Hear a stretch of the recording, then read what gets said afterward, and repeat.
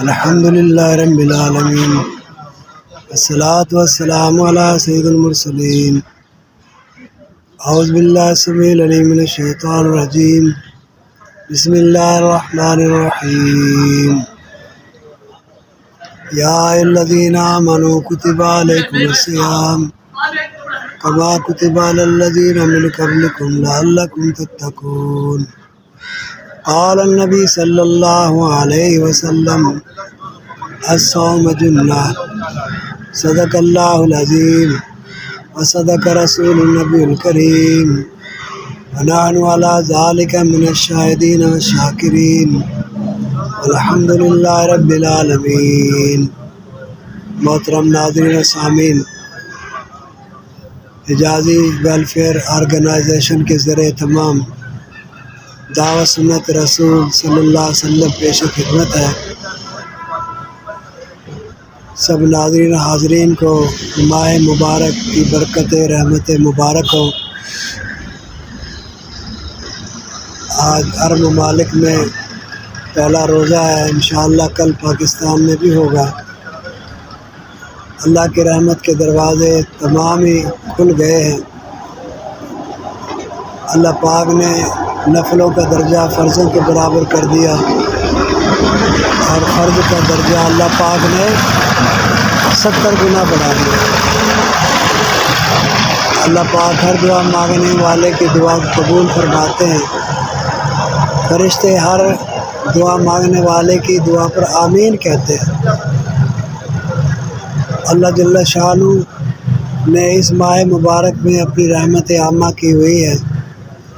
نبی صلی اللہ علیہ وسلم فرمایا کہ بدبخت ہے وہ شخص جو ماہ مبارک مہینہ رمضان کا پائے اور اپنی مغفرت نہ کرائے۔ یہ رحمت کا مہینہ ہے، مغفرت کا مہینہ ہے، اور آخری عشرہ جہنم سے نجات کا مہینہ ہے۔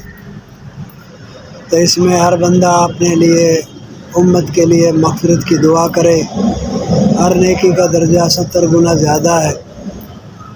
تو کوشش کر کے نمازوں کا اہتمام کرتے ہوئے، قرآن روزانہ پڑھتے ہوئے، تسبیحات کا اہتمام کرتے ہوئے دوسروں کو بھی اس خوشیوں میں شامل کریں۔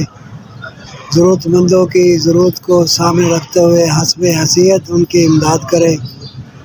اللہ پاک نے فرمایا، ایمان والو یا الذین آمنو، اے ایمان والو، روزے تم پر فرض کر دیے گئے، کتب علیکم الصیام، روزے تم پر فرض کر دیے گئے ہیں، کما کتب علی الذین من قبلکم لعلکم تتقون، جس طرح پہلے نبیوں کی امتوں پر روزے فرض ہوئے، تم پر بھی اسی طرح فرض کیے گئے ہیں۔ اور مقصود اس سے روزے سے کیا ہے؟ لعلکم تتقون، تاکہ تم متقی بن جاؤ، پرہیزگار بن جاؤ، گناہوں سے بچنے والے بن جاؤ۔ قرآن پاک ھدی للمتقین ہے، اور جنت جو ہے متقین کا گھر ہے۔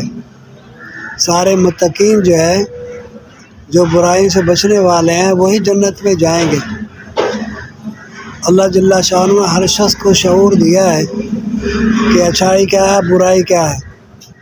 فَأَلْهَمَهَا فُجُورَهَا وَتَقْوَاهَا، ہم نے ہر شخص کو شعور دے دیا ہے کہ اچھی اور برائی میں تمیز کر سکے، فرق کر سکے۔ قَدْ أَفْلَحَ مَنْ زَكَّاهَا، جس نے اپنے نفس کو برائی سے بچا لیا وہ کامیاب ہو گیا۔ وَقَدْ خَابَ، وہ برباد ہو گیا، مَنْ دَسَّاهَا، جس نے اپنے نفس کو برائیوں میں لگا لیا وہ برباد ہو گیا۔ تو جی چاہے کی زندگی چھوڑ کر، جگ چاہی زندگی چھوڑ کر، رب چاہی زندگی اپنائیں۔ اللہ جل شانہ کی جی چاہے یہ ہے کہ میرا ہر بندہ اپنا ہر عمل میرے محبوب صلی اللہ علیہ وسلم کے سنت طریقے پہ کرے۔ تو اس کے لیے بہت قیمتی لمحات اللہ پاک نے ہمیں نصیب کیے ہیں۔